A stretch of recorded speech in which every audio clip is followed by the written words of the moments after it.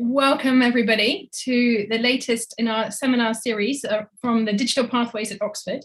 We have a seminar series, as you know, for 2021 on new frontiers of digital governance, where we're tackling the big questions in the digital economy with some of the preeminent thinkers in the world presenting their latest research to a global audience. This is our 6th seminar in the series and the first one after our break. And we're delighted in this session to invite Jonathan Klaar to present his work on the effects of digitalization on constitutional privacy, which he co-authored with Feroz Kachalia.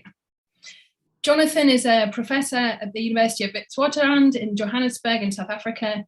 He's at the law school and with the Wits Institute for Social and Economic Research. He teaches, researches and writes in the area of human rights, competition law and socio-legal studies. In 2016, he was appointed as an acting judge in the High Court of South Africa. My colleague Kirsten's going to put the link in the chat so you can all read the paper. I know Jonathan's going to present it to us in a moment. We will have time after the presentation for questions and answers, so please do think about the questions you'd like to pose during the discussion. The questions will be, if you pop them into the Q&A function on Zoom, I'll then call out your name during the Q&A and you can ask them live. Jonathan, huge welcome to you. Thank you for being with us. Please, you have 20 minutes to share your research with us.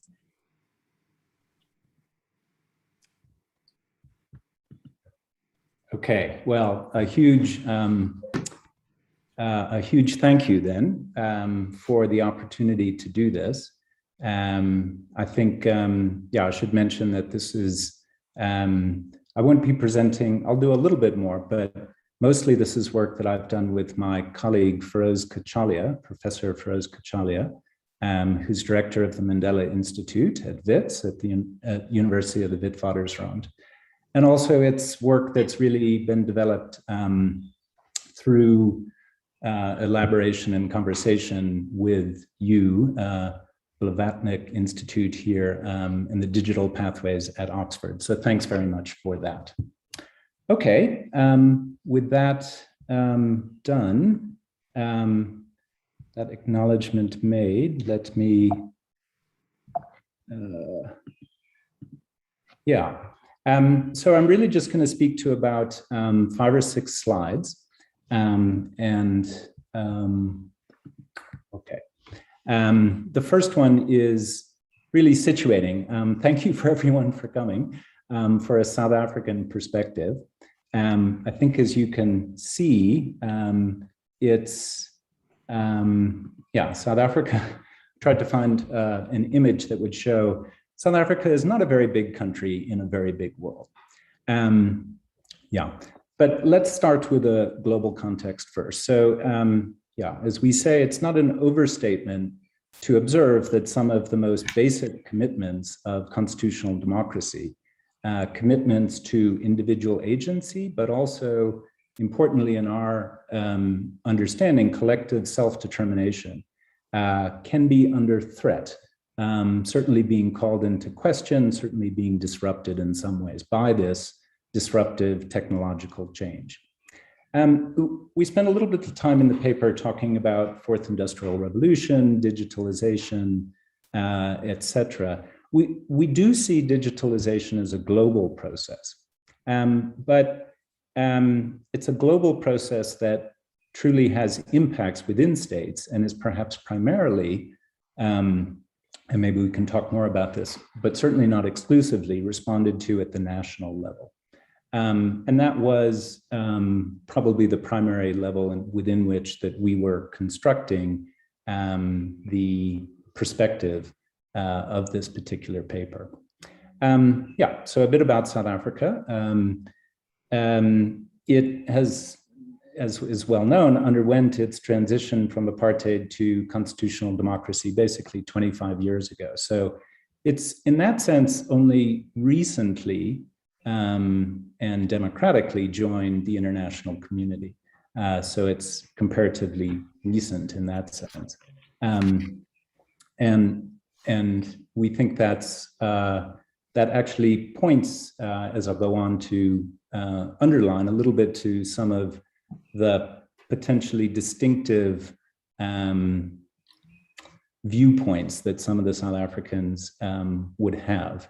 Well, South Africa as a collectivity would have.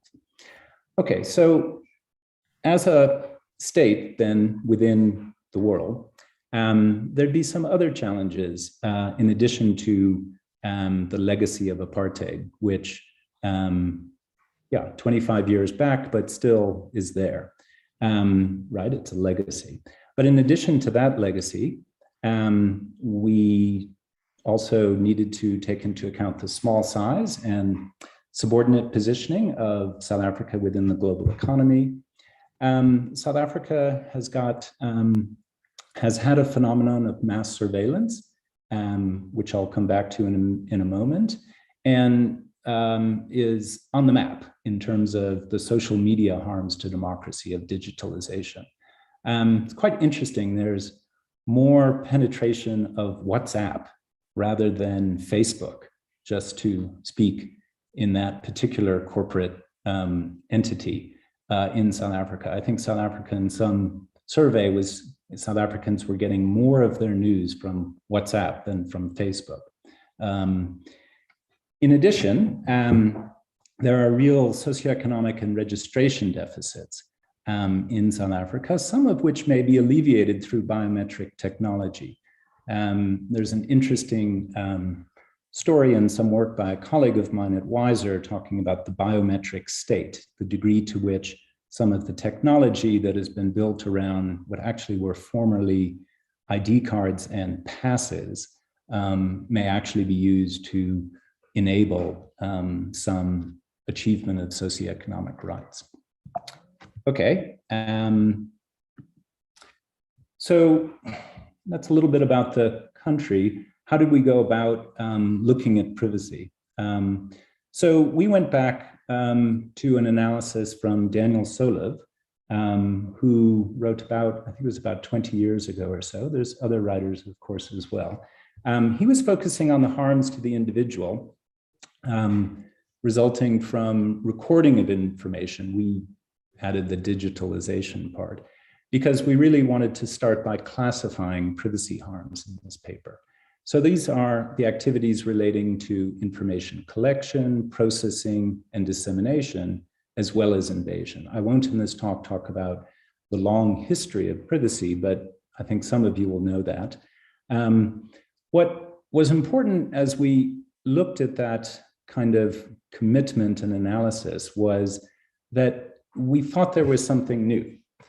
We weren't alone in thinking this, of course, but Solov doesn't specifically discuss the harms to privacy that may come from moving beyond large databases towards the digital kind of ecosystem. And this can relate to data mining and predictive analytics, artificial intelligence, etc. So we're pointing to the increasing reliance by public organizations to allocate, potentially at least, to allocate public benefits, and obviously by private commercial organizations to monitor the preferences and behaviors of their customers. So what we thought is that privacy had to be updated to really take into account this systemic and collective nature of harms to privacy that is now becoming evident.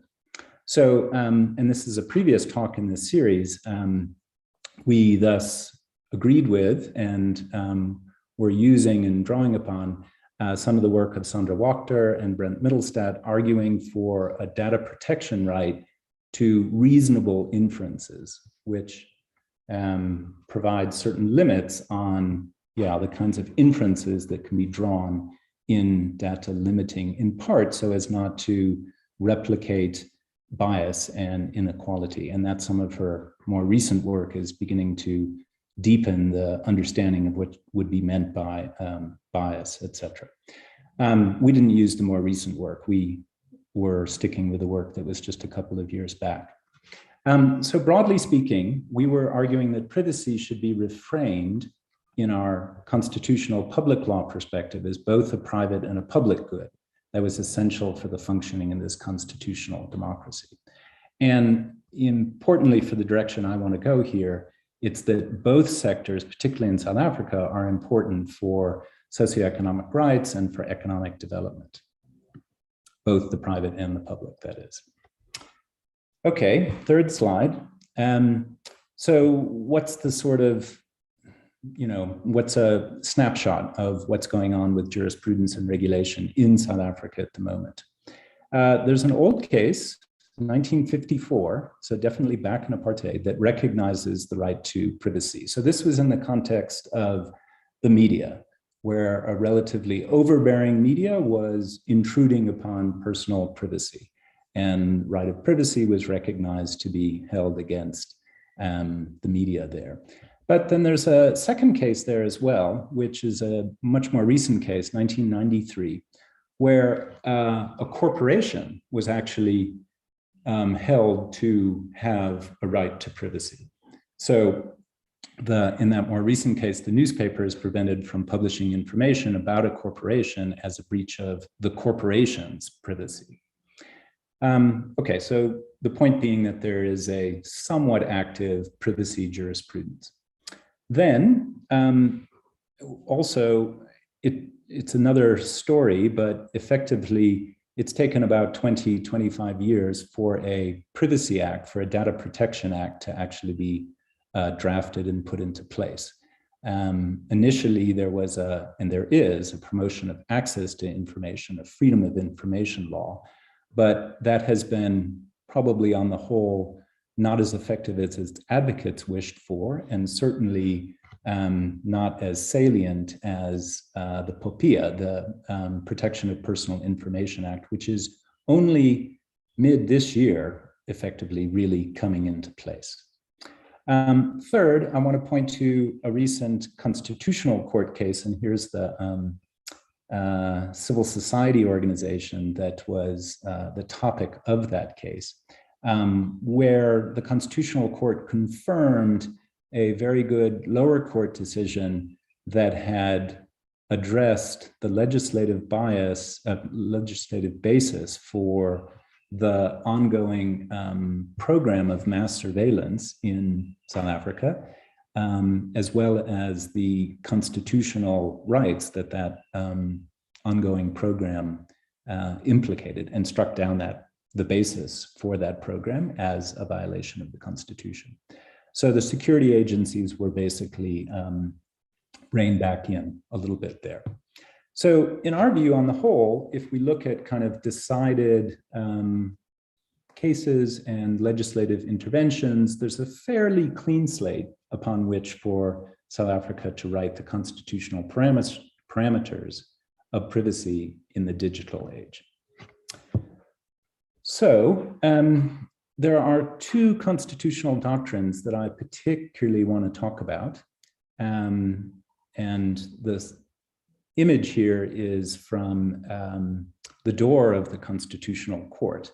There's a kind of sculpture engraving there, and I don't think I got the actual section 13, which is the right to privacy, but that's okay in a way, because I'm actually not going to talk so much about the right to privacy and its doctrine through the cases, because of course our argument is that while there are a few cases, it's a relatively clean slate. It's these two other doctrines which we think are more significant.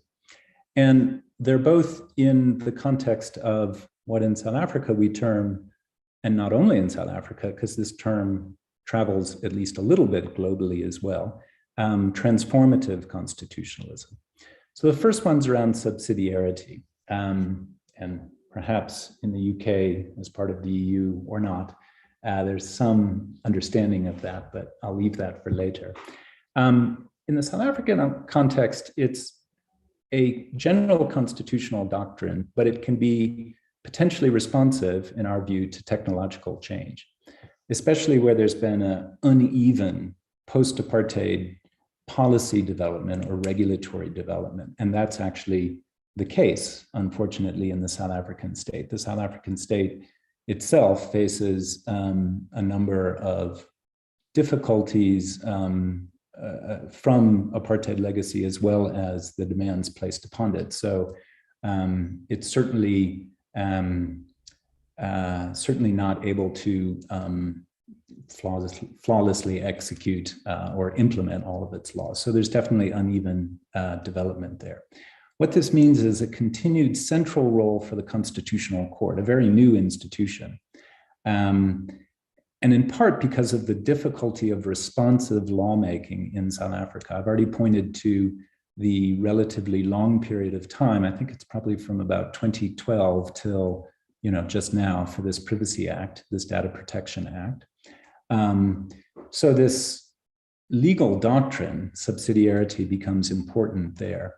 What does it mean? Calls for a strong role for constitutional rights in the interpretation of constitutionally mandated legislation. Now, to some extent, that doesn't sound very innovative or significant.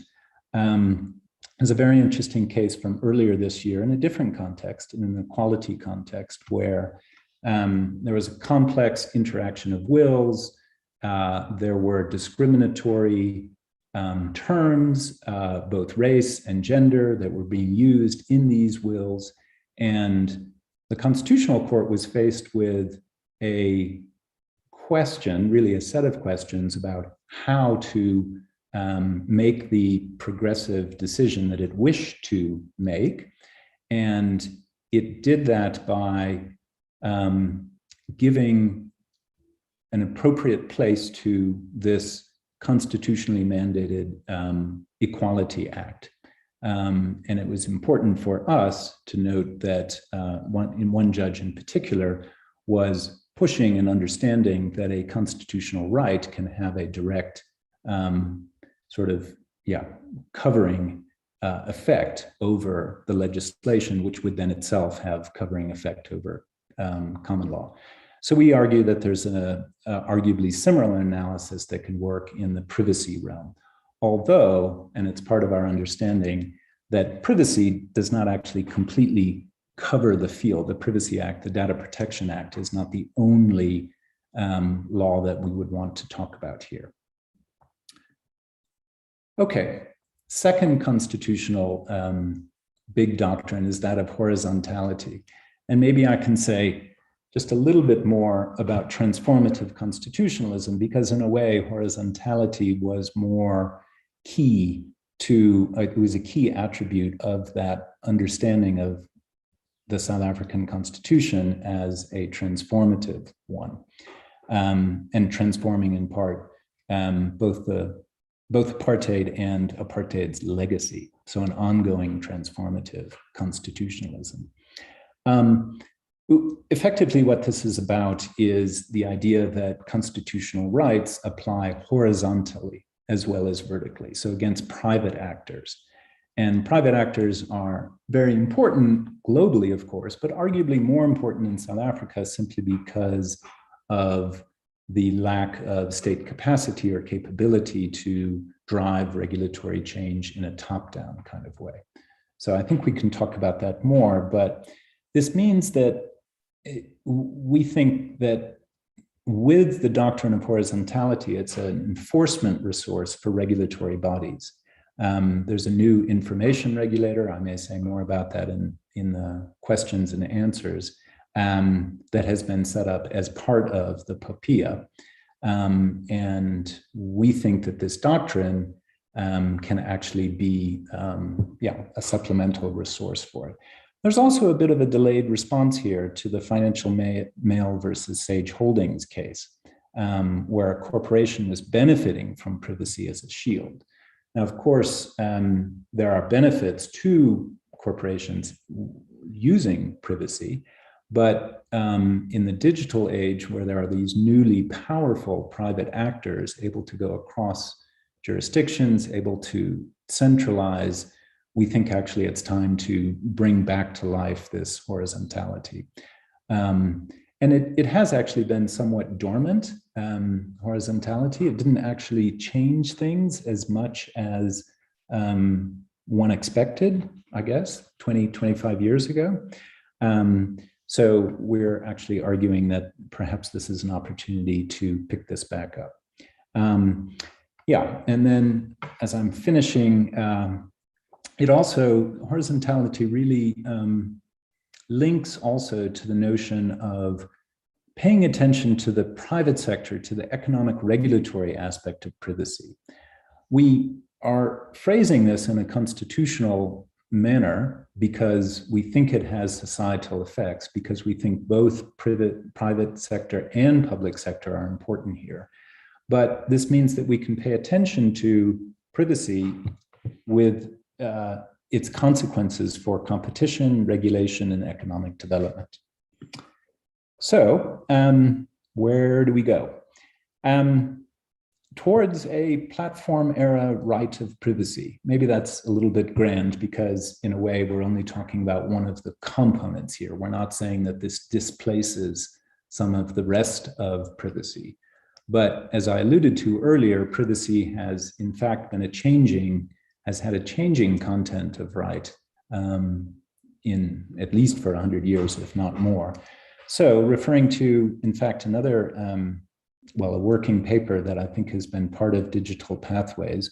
I'm not sure I don't think we put this quite as much into our paper, but this is part of where we're going, is looking at how the right to privacy can assist also in policy around competition and competition policy and regulation. So where I wanted to finish was by making a distinction between two types of data interoperability or data portability, and to actually argue that these are parts of a component of information privacy. So in one sense, the data portability talks about, and there's several of the laws that are relating to responding to digital platforms and power around the world, are talking about how consumers will have the right to themselves request access to and move data from one business to another.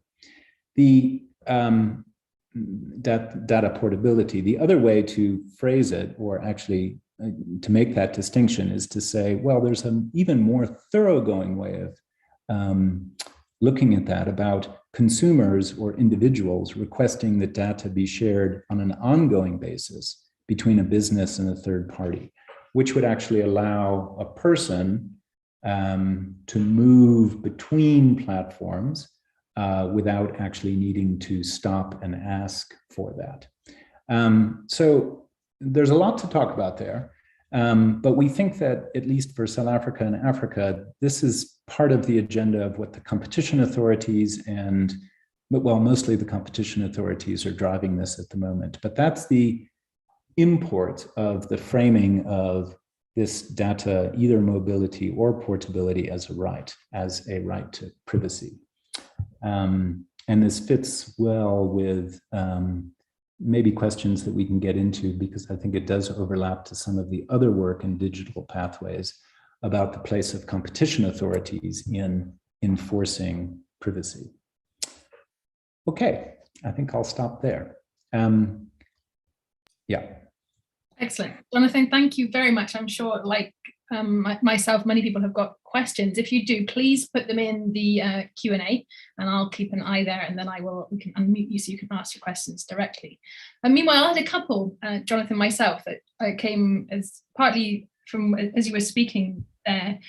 And I wondered if you might first just give us a little bit more depth, or sort of a few more examples of where you think the privacy harms are most likely to come from, the types of harms that we're likely to see in the sort of privacy space, particularly in South Africa. So you've mentioned the sort of mass surveillance case that has been adjudicated this year, from what I understand. But are there other sort of privacy harms that you citizens are on the lookout for? And you mentioned the role of the large corporates acting across borders. So just are there particular sources of harm that you think South Africa? Yeah, I think, as I said, we see a fairly clean slate of privacy. So, and we also see in South Africa, and I suppose this does map globally as well, different cultures of privacy.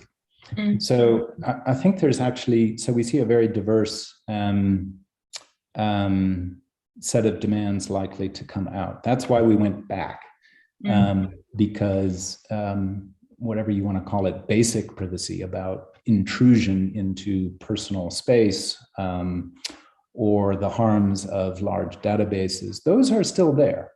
And there's some very real cases happening at the moment. The most recent one, for instance, was about anti-fraud practices by a large health insurance company, which had the consequence of making it appear as if basically only Black doctors would be corrupt. That's overstating, but that's what the sort of public perception could be. So what happened there was an investigation of, or some digging into what was going on behind that. So I think that whole realm of privacy harms are very much still to come and still to be worked out. And I think we don't mean to discount that at all. That's extremely important. The mass surveillance, in our view, it's no secret that there was, with the former president Zuma, there was quite a bit of state capture. There was quite a bit of support from former intelligence factions for that particular administration. I think there was definitely a pushback that's happened with the Amabungani court case. And there's a much more reformist agenda at the moment going on with the intelligence. Of course, we don't know exactly what's there. So, it's important there as well. It sounds like the new act is the new act then becomes a mechanism to, if you like, to then promote those privacy rights in the face of that sort of mass surveillance. Hence, you sort of have this slight pushback. Yeah, I think the new act is very good and helpful for both of those areas. The act is drafted by competent people, and we don't yet have the kind of guidelines of how the security sector would interact with the POPIA, but that's the direction there will go, and there will be negotiation around that, et cetera. But that with a sort of constitutional court supervising in the background is a good, seems to us to be a good regulatory way to go. The more, the more interesting one, or the newest one, is really this idea of the challenging to the power of the of big tech, basically. And that's where there's a, we just mentioned to it in the paper, but there's a market inquiry at the moment by the competition authorities, which looks at not only the power of corporations like the one I was just mentioning, the health insurer, who of course is more than a health insurer, is also turned into a bank, and et cetera. But anyway, that corporation is very much a South African born and bred one. But there was a interesting little skirmish where the international ones realized that, they would have to pay attention to this market inquiry as well. Interesting, but that's interesting that the push is coming from the competition side, it sounds, rather than through the Privacy Act per se. Is that right? That is exactly right. Okay, so then it's interplay. It's like both of these tools, if you like, the privacy and the competition one, that are being used in tandem. Well, I wish I could say yes. And, I think from both regulatory sides, there is an appreciation that that would be the way to go. But this is just basically about strength and capability. We've got an information regulator. I don't have the exact figures to hand, but we're talking, a handful of persons. And we're on the other hand, we've got a competition authority that's, somewhere around 200 persons and a 20-year history, et cetera. That's comparing the regulatory bodies, but we can also look at the kind of commitment of the country, and there's been much more a commitment, unfortunately, fairly narrowly on competition law. Competition has actually been asked to do too much, but there certainly hasn't been the kind of attention to privacy that I think we will now see from the 1st of July. Which is probably leads us straight down to Gilad's question. I don't know if Gilad can be unmuted to come and ask this question about the POPIA and the role that it plays. I don't know if colleagues can unmute. Is that how this works? Fred? Yeah, Gilad, it sounds like you've now been empowered to speak. Please do unmute yourself and come and do ask a question. All right, can you hear me? We can, loud and clear. Right. Hi, Prof. My question was a bit about the stigmatization of the right to privacy, particularly in the POPIA. I know you mentioned that you see something like competition law playing a role in data processing, and then therefore POPIA will also play some sort of role, I guess. But my question really is that in the GDPR, I know they talk about the fundamental right to data protection, and they sort of frame that separately from the right to a private life. And what I'm thinking is that privacy in South Africa has often been like stigmatized or given like chameleon-like properties for so long. Like it's been used to, you say privacy is here, privacy is there, when actually a lot has been written where they say this actually isn't a privacy infringement, and all of a sudden there's courts saying that this is a privacy infringement when it actually isn't.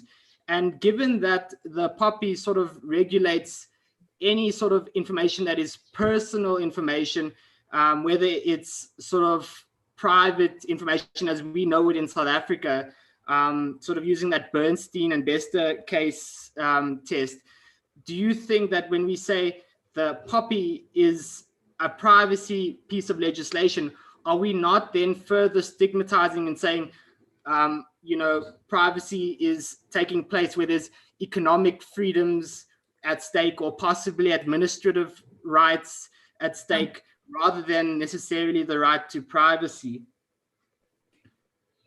Okay, Gilead.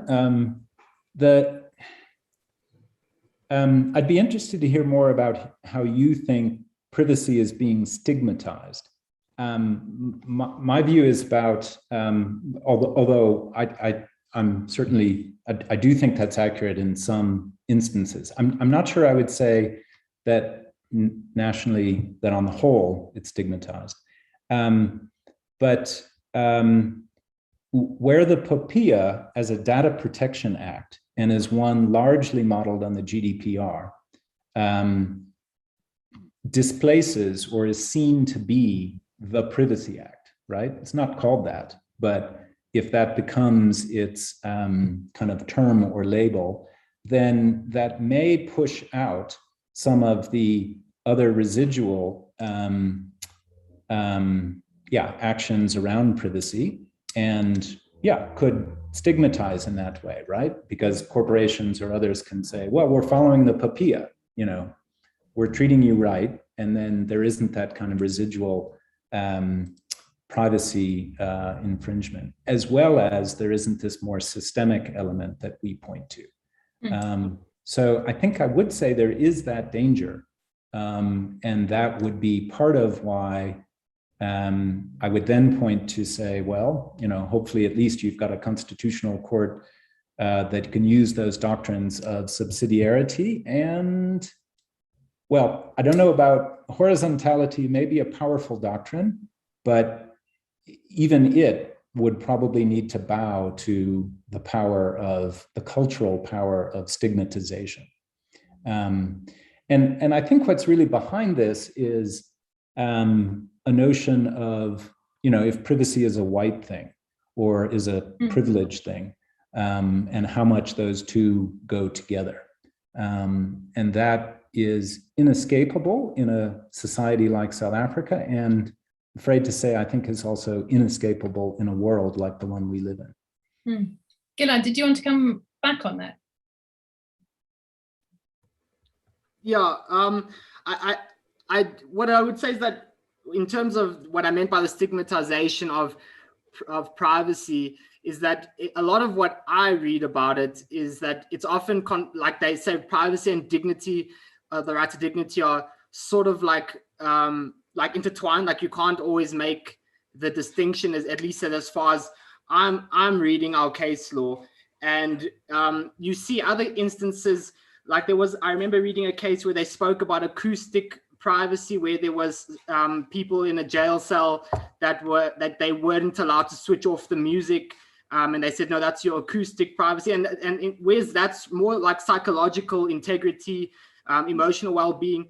And sort of my point is that if we're speaking about perhaps economic freedoms, particularly in a data-driven economy, which I suspect is going to be, well, I don't know if it is already, but which will be the largest industry in South Africa, hopefully in the future. If we say that someone is mishandling your personal information, but is that information always necessarily private? So if sort of what I'm thinking is just that if we keep, and the POPI says it gives effect to the right to privacy. That's the way it's legislated and drafted. And when there isn't a privacy infringement, then as far as I see it, that's definitely when we would then box privacy into this data protection framework and say, well, this is your right to privacy because some company has your CV on record, which you willingly gave to them, and in some respects you want them to hold on record, so, and which might affect your economic freedoms, who knows, but it's not necessarily your privacy. Yeah, no, thank you. It's a really, really interesting point. I can see Pedro de Paula talking about how much our discussion can move across from South Africa to other jurisdictions. And perhaps you'd like to come back on Gilad's point in a minute, Jonathan, but let's bring Pedro into this conversation. Pedro, please do unmic yourself. I think we might even be able to see you on video if you want to put your video on as well. And do ask your question about sort of migrating or the relevance of this to other jurisdictions.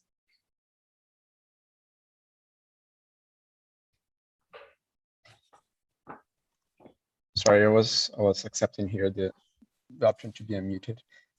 Thank you, Professor, for your presentation. And can you hear me well? We can. Okay, thank you. So it's just actually a very, I assume a very direct question on the possibility of adapting or translating or even transplanting these important doctrines that Professor presented here to other contexts, especially those contexts in which are somewhat similar, as we can see in Brazil, due to a similar constitutional environment and as well economic development and even international role of quasi-periphery. And I would say that the horizontality is something that we not necessarily within privacy is something that, but beyond privacy in terms of human rights, something that we already transplanted from a German debate to our debate in constitutional law in Brazil. But I would love to hear your thoughts on this, Professor. Please, Jonathan. Okay. Yeah. So I'd like to know more about Brazil. I think one of the ways in which part of the force of our argument might not translate as much, but is that there may be greater homogeneity in Brazilian society in concepts of privacy than there are in South African ones. I suppose to some extent that's an empirical matter, but we're pointing to with those doctrines being able to hold together a relatively diverse set of privacy cultures.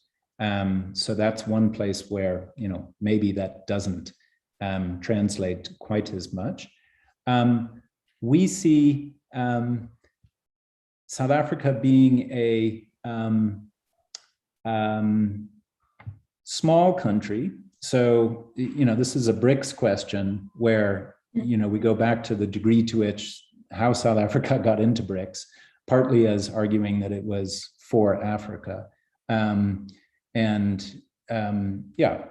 Brazil has just got a little more heft in the global economy than South Africa does. And I think that plays out in a number of places.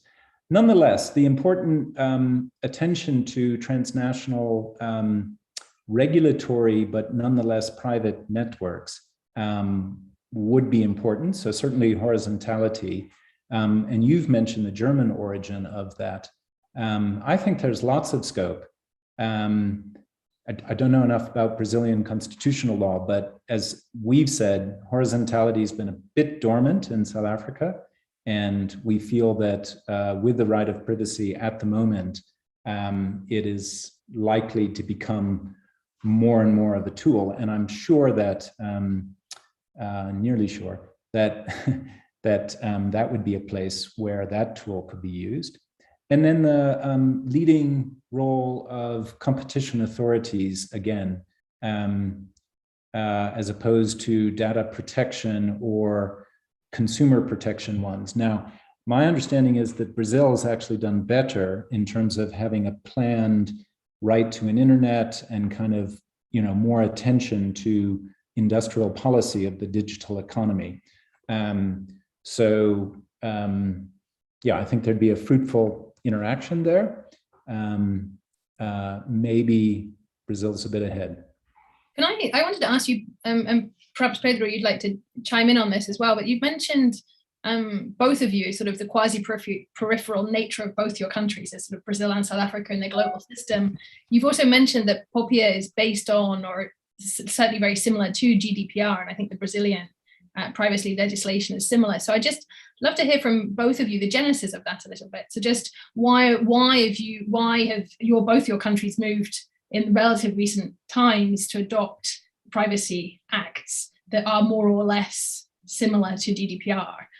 Perhaps Jonathan, on the sort of on the South Africa side, sort of what was the genesis of it? Where did the push come from, if you like, to create this act? And then I just wondered, it's to be interesting to compare, Pedro, what if you know the genesis in Brazil, and just to think about the extent to which they're similar and whether they're kind of sort of bottom up or actually there's a bit of a push. And of course, at the back of my mind is Anu Bradford's work of the Brussels effect, where she's sort of saying, the EU is such a big market that actually it puts its privacy regulation out there and everybody else essentially has to adopt it in order to maintain doing business with the EU. But Jonathan, your thoughts on that? Okay, Pedro, she's directing me to go first, so I'm going to go first. You're the expert, Professor. Yeah, so this is sort of, okay. So really, South Africa should have started drafting this act back in the 90s, at the same time that it was doing the promotion of Access to Information Act, the Freedom of Information Act, because the two, access to information and privacy, really work together.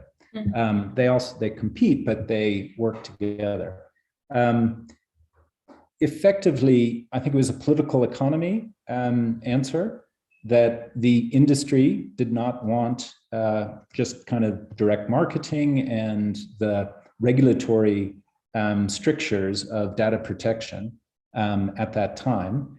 But equally, there's a political economy answer for, well, now, yes, with the Brussels effect. What's behind the Brussels effect? What's behind the Brussels effect is a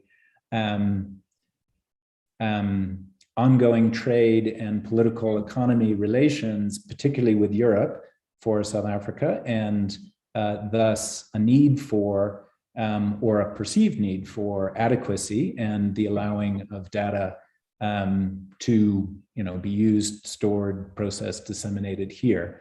I've got a PhD student who's looking into adequacy of South Africa from the GDPR point of view. It was a very dominant, one of the dominant models. I don't think, if you look at South Africa as a whole, I wouldn't say it's absolutely firmly in the European camp. There's a bit of sort of Chinese data localization and maybe a bit of American economic freedoms, Gilead, that you know, fit into the framework at certain points. But yeah, that's my answer. That it should have been drafted 20 years ago, and now is because the industry is, you know, happy enough to, it's more or less best practice at this point. Right, and I guess from industry's point of view, before it was just a headache and a burden and a constraint, whereas actually now, if you want to do business, especially with the EU across borders, I guess there's a business rationale for adoption that perhaps wasn't there 20 years ago. Very interesting, Jonathan. Just, Pedro, while we have you on the line, just how much that resonates with the Brazil story? So I'm no privacy expert, so I should say that disclaimer first.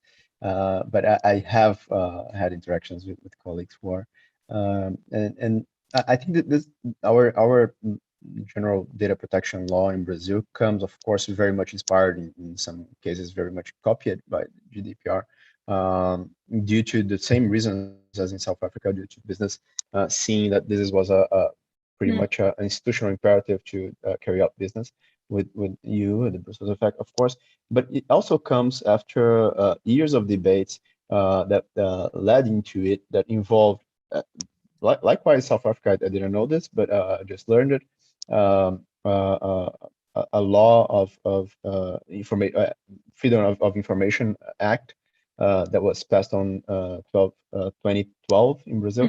And also before that, actually, around that, after that, actually, the Internet Bill of Rights, which I think was the most substantive discussion about privacy within the internet realm and within the digital economy and society that we had in the past decade in Brazil, and which laid the foundations for a more serious discussion within civil society beyond the political economy pressures that spur from Brussels. Yeah, so again, it's sort of inside from within and pressures from without or from outside. I know Bea, my colleague Bea, has a question, which I suspect it might be on competition, but Bea, please, you have the floor. Thank you, Emily. Yeah, I do have a question. Yeah, and it's a bit on competition, but it's also a bit broader in terms of we've seen, and you presented, Jonathan, very clearly in terms of how digitalization strains and challenges the concepts that we have in law, that we had for the analog world somehow, but they can be adapted.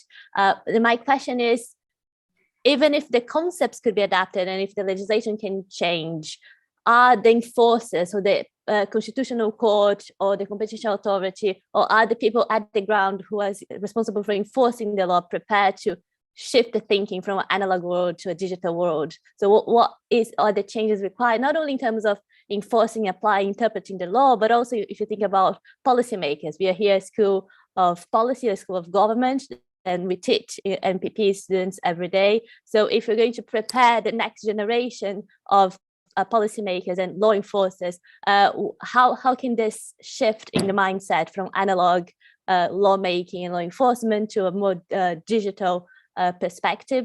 Do we have to change everything? Can adaptations be made? And then one point more specific on competition, I think a lot of the debate on regulating the digital economy has been coming from the competition authorities around the world, because as you mentioned, they do have a bit more technical capacity. They have been conducting market studies for a long time. So maybe that's why they are grappling with this a little bit more, but that's a hint. I'm not sure if constitutional courts are there yet, but that was my question / comment. Yeah. So, okay. So I think those are both great questions, Beatrice. And the Constitutional Court, so in the South African split of subject matter jurisdictions, it's quite interesting, but actually competition and labor are both to some extent carved out. But still, the Constitutional Court has an ultimate and a supervisory jurisdiction.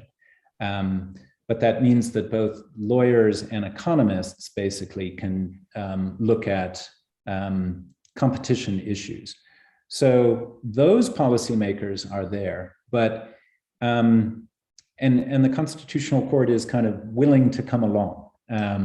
In fact, actually, to be really fair, the Constitutional Court has done, it's actually been a trailblazer in a couple of, they were the first ones to issue in South Africa a media statement about their decisions, and they have made their hearings open and transparent, and actually went online more or less earlier and more consistently than others. So yeah, so I think their minds are there, but this is partly where the challenges that South Africa is facing means that we're not actually just talking about a digital policy.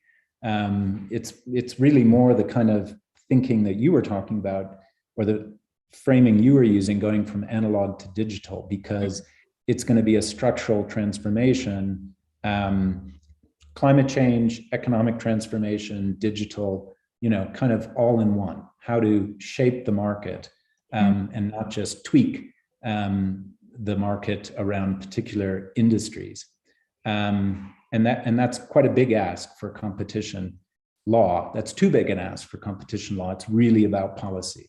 And there's a huge debate kicking off. Simon Roberts and Cred, Thanda Vilakazi is a big part of it, about whether the policymakers can get their thinking around that. The first one, I just want to, I'm actually not sure if this is precisely responsive, Beatrice, but since we don't have that much time left, I also want to mention or go back a little bit to what Gilead was speaking about as economic freedoms, because, and I think what was partly in the first part of your question was identifying data protection and privacy as kind of a nice to have, as opposed to the competition or economic have to have. And this is what I'm looking into a little bit more, but following some work by Eleanor Fox on the distinction between equality as an individual right and sustainability. I actually think privacy is much more like the equality right, and is such a core part of individuality and economic freedom, to use Gilead's question, which I think I'm now finally answering, that I think there's a pretty good argument that privacy is actually really embedded in that core economic functioning of markets, and that's the way that it's going to go. And we need to think about it that way, not just as I say this as a former human rights person, well, hopefully still a human rights person, but not just a human rights nice to have.